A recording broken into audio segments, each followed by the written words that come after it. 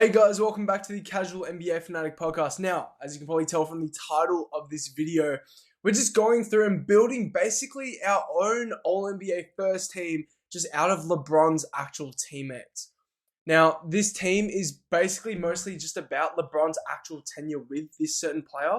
So obviously, I'm going to throw some names that you guys know will be on this list. Someone like Dwayne Wade has had a better career than a guy like Anthony Davis, but it is very comparable, the peaks that they had when they were actually playing alongside LeBron and the individual achievements and the team achievements that they both experienced next to him. Now, that is what is most important here, and we are taking specific versions of players. Again, Dwayne Wade had basically, he had many seasons before and after playing with LeBron. And obviously, we're taking just that real 4-year main segment. I know he played with LeBron in Cleveland in 2018 for half a season, but we're not counting that. But I just want to go through, and I'm going to give you my ranking of the top 5 LeBron teammates in order, but it's also going to build our own team. And starting with that, quickly before we get into it, obviously, we're seeing him go to a Philly team where he's legit playing with 3 All-NBA level talents. Tyrese Maxey, Jaylen Brown, Joel Embiid. 3 guys that may well actually be on this list one day, just from as a raw talent perspective. And we actually don't know what this Philly team can actually achieve. This team is immensely talented in terms of the star power element that they pose. But as of right now, we haven't seen them play just yet with him. So they can't obviously enter this mix. But in terms of just looking back onto LeBron's career through the 3 franchises he's given his time up to, we got to quickly go through just the 5 players that have meant the absolute most to him in achieving what may actually be the GOAT career for a lot of people. Not so much myself, but I mean, it's coming really hard to, it's becoming a pretty undeniable case overall. But just the guys that have meant the most to him on this GOAT level journey. And starting with number 1. So the greatest teammate in LeBron's career, to me, is Anthony Davis. So as you take, he'd be the center spot on the all LeBron teammate team, I guess. But we're talking about a guy that spent 6 seasons with LeBron. So spent more time than anyone else on this list as his actual teammate. And he was the only player in the LeBron era that actually rivaled LeBron as the best player on his team when he actually was in his still in his prime years. The only person that actually rivaled him before he hit his 40s. Now, with AD, what he gets the nod over, obviously just the 1 championship and only the 1 finals appearance. But as a complementary fit, as a big man, you're not going to find much better than Anthony Davis. Now, we're talking about just the athleticism for LeBron as a big man and the athleticism and the mobility in the front court defensively. That is where the real complementary fit comes from. In terms of just the IQ, the timing, the instincts at that frame, just allowed the Lakers to really delve into this brutally physical front line where LeBron was also perched at the point guard position, and you can actually play AD at the 4 or the 5, and you're going to get astounding results there. As an offensive fit, we're talking about a guy that could impact the game on and off the ball at one of the best balances that we've seen from any of the bigs this generation, if not the best, in terms of the on and off ball value, the ability to actually space, the ability to roll, affect the game as a vertical spacer, the ability to actually hit elbow shots, this absolute dramatic face-up value in the mid-range.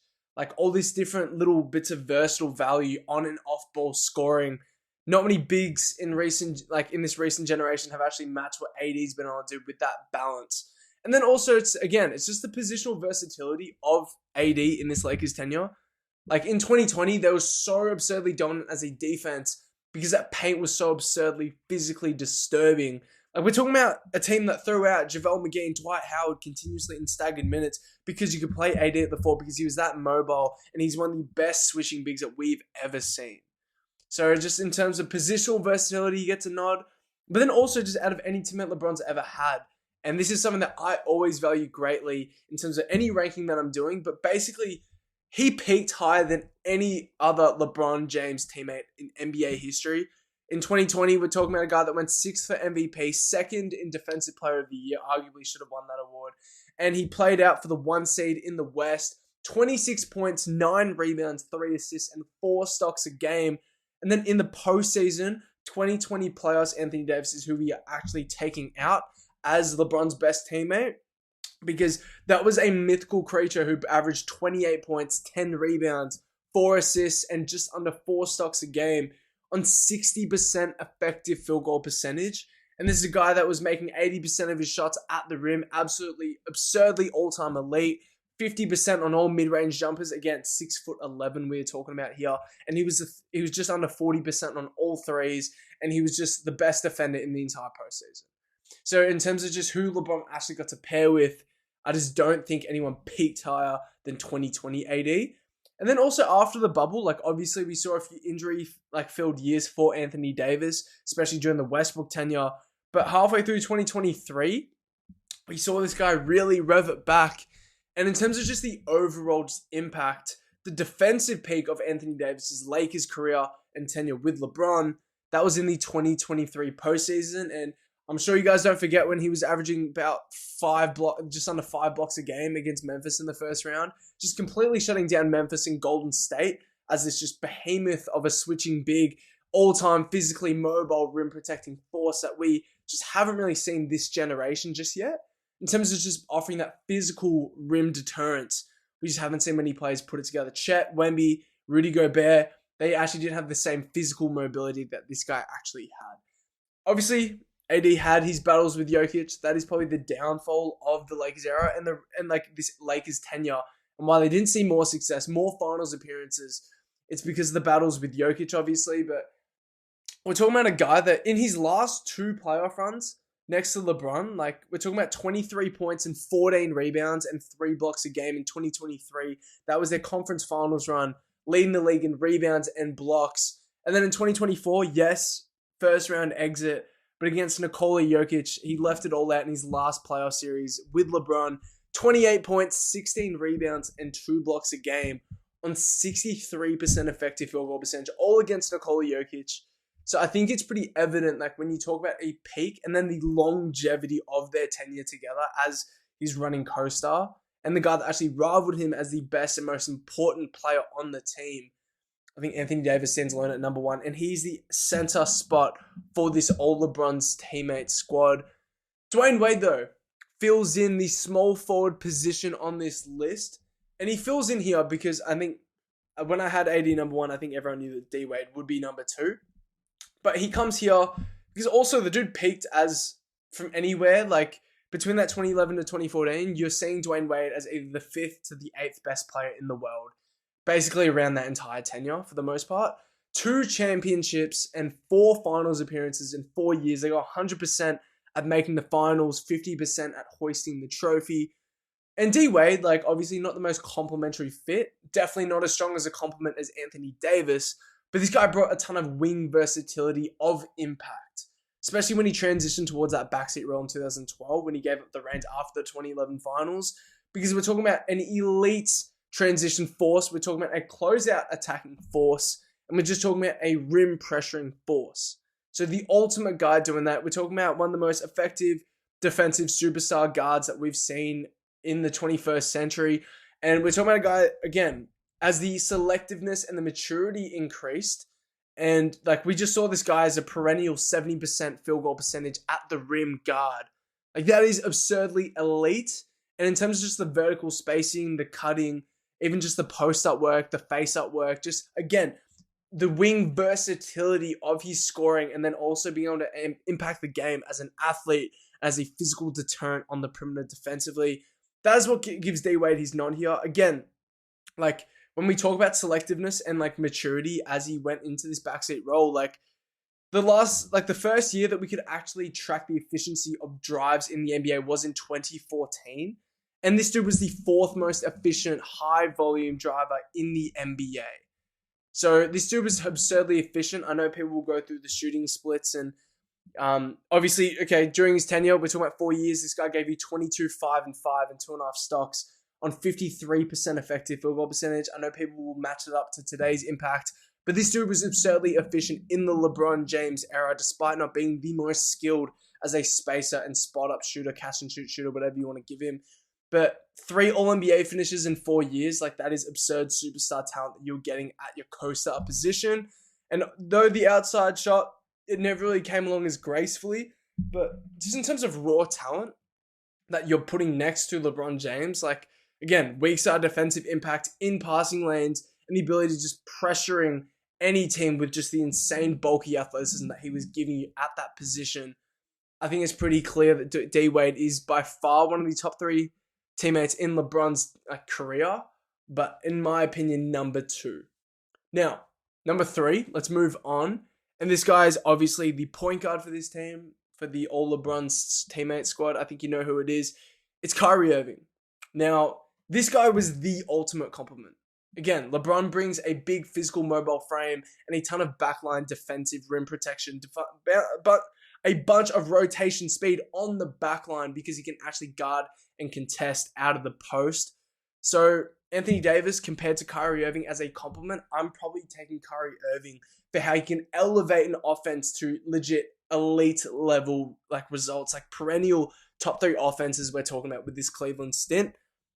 Again, just an iconic pairing just by what they were able to achieve in 2016. And again, we're talking about, 3 years only, but 3 finals appearances, 3 really strong years. Not as good in the 80s, but just in the postseason, in the weak East, these guys just took care of business every single year together. Now, again, when we talk about Kyrie Irving, again, as a compliment, a lot higher than D-Wade, but in terms of his actual peak and as an actual player in the league, we looked at Kyrie Irving maybe anywhere around the 10 to the 20th best player in the league. I know it's a big gap. If you wanted to zoom in, you'd probably say around the 14th to 15th best player in the NBA during this 3-year span.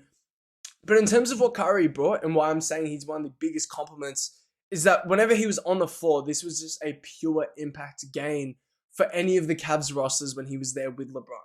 In 2017, his last year, obviously they didn't win the trophy, but this is a guy who had 91st percentile impact on off swings per cleaning the glass. And then we're talking about a guy that in 2017, this guy, when he was on the floor, was producing 98th percentile offenses in any of the lineups that he was in. So this dude just absolutely elevated everything that they did. And obviously it was only 3 years that he actually played with LeBron and only 2 healthy playoff runs. And he is really flawed defensively, not the most imposing athlete. He doesn't bring all the extra byproducts that a guy like D-Wade and AD will on the defensive end.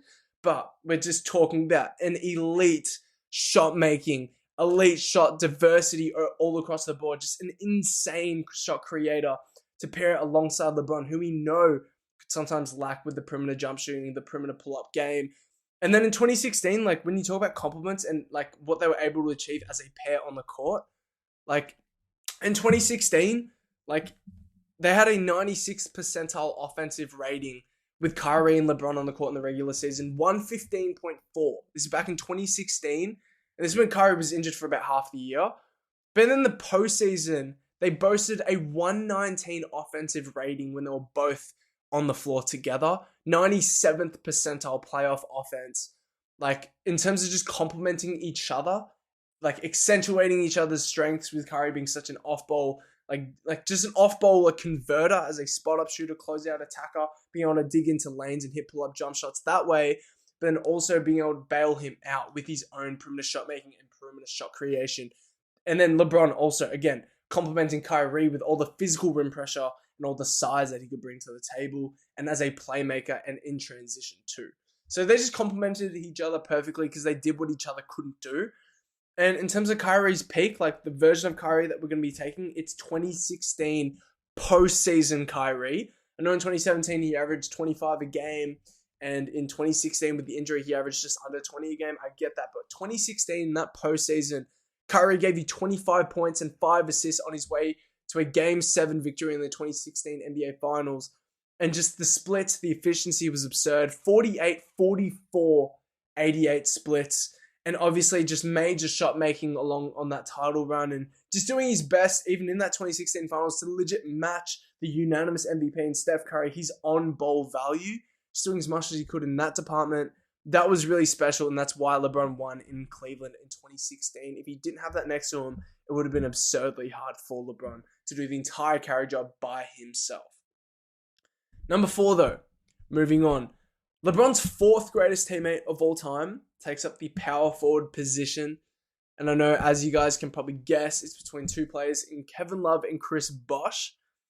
And I think this has always been a debate, but in terms of for this lineup, obviously for this lineup, it probably makes more like sense to bring in Kevin Love because you have all the absurd rim protection from Anthony Davis. But if you're building a team, honestly, I think Chris Bosh is LeBron's fourth greatest teammate of all time. I think he was a greater teammate than Kevin Love. Also think he fits this lineup better, this hypothetical lineup anyways, because he just leaned fully into this defensive athleticism front line, which would be an absolute nightmare to go through. Now, Chris Bosh, as the fourth greatest teammate in LeBron's career, we're talking about a guy, again, like D-Wade, 4 years next to LeBron, the entire Heat era, 17.7 rebounds on 52% effective field goal percentage. So not absurdly efficient as a big man, but considering this guy lived on a ton of jump shots and skilled post moves, that's actually pretty good. And then, again, same as D-Wade, 2 championships and 4 finals runs with LeBron. That is real serious stuff to add to your resume when you do claim the 2 titles. And we're talking about a guy, supreme versatility in roles. That's the common theme between these guys being great complements to LeBron, is that they have supreme versatility in their roles. And with Chris Bosh, like we know this is a dude that averaged like 24 points and 10 rebounds in Toronto. But this is also a capable interior anchor defensively enough for this Miami team to reach the elite defensive results they did in 2011 and 2012.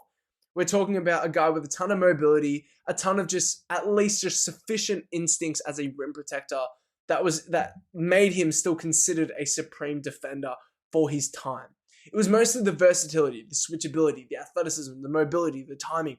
That was all at least very, very decent enough to put him in that position as a plus defensive anchor. Now, again, in the 4 years with Miami next to LeBron, he anchored 2 top 5 defenses as the big man.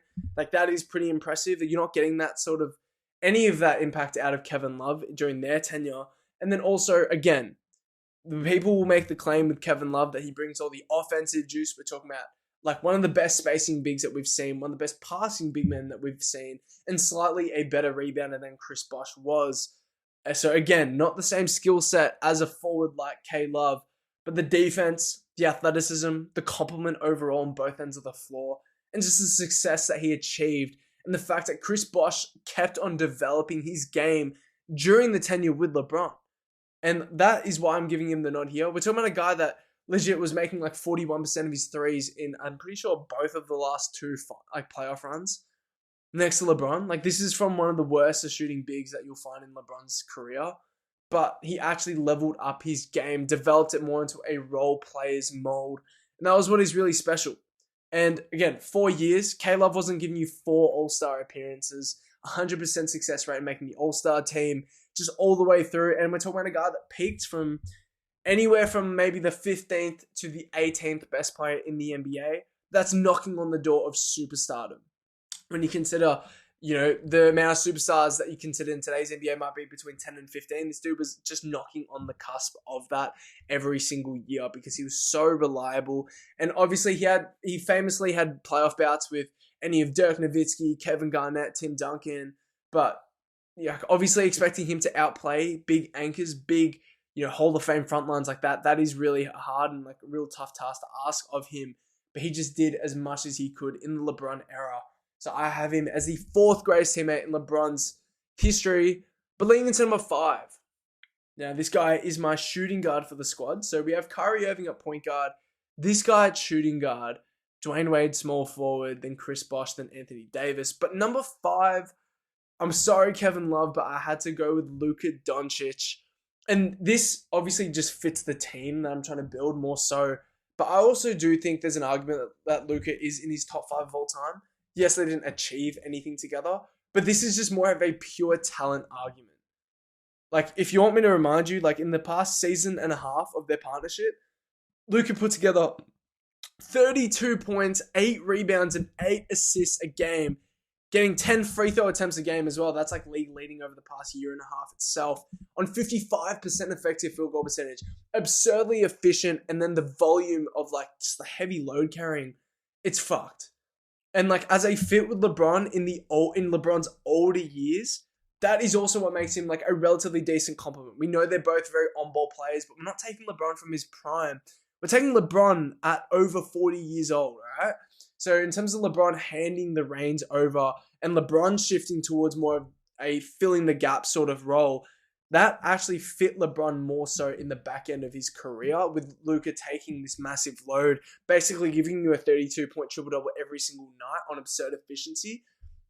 And again, in terms of just the individual ceiling, like last year in the one full season they played together, Luka went 4th for MVP, All-NBA first team, rivaled for the best player in the world conversation around that March-April zone, and someone who was clearly a top 3 offensive player on the planet. So in terms of just what he achieved last year, he arguably had the highest individual ceiling of a player that LeBron has shared the court with. Again, arguable, because I'd probably make that claim for Anthony Davis in the 2020 bubble, and we didn't see Luka in the postseason. I get that, so I make the argument for AD. But it's very arguable that Luka Doncic, as the 3rd or 4th best player in the world, possibly the 2nd best player in the world, I don't know, some people will have him number 1. Like, LeBron's never played with a teammate like that, arguably. And that is why Luka fits here at number 5. And again, we only saw them in one playoff round together, but the talent and the ceiling that we saw on a basketball court, whether it was regular season, we know it was just regular season, but that was definitely special enough for me to have Luka Doncic as LeBron's 5th greatest teammate in NBA history. Now, I appreciate you guys for listening. Now, that rounds out our all LeBron teammates unit. At the point guard spot, we had Kyrie Irving, at shooting guard Luka Doncic, small forward Dwayne Wade, Chris Bosh at the 4, and Anthony Davis at the 5. Now, that was a bit of fun. Obviously, we saw LeBron move to Philly, and I'll be coming out with a few more of these teammates lists, because we are seeing like the superstars of the 2010s generation start to phase out. But just looking at their career and the teammates that helped them, that is actually a lot of fun for me, because even if you look at LeBron's career, like he shared the court with just a lot of exceptional names like Russell Westbrook, Rajon Rondo, Carmelo Anthony, Dwight Howard, Shaquille O'Neal, like all these different guys. But these were the guys at their peak who complemented him the best at that specific point in time that they were paired with him. And just give them their shout out anyways. So yeah, I appreciate you guys for listening anyways, and I'll catch you guys in the next one.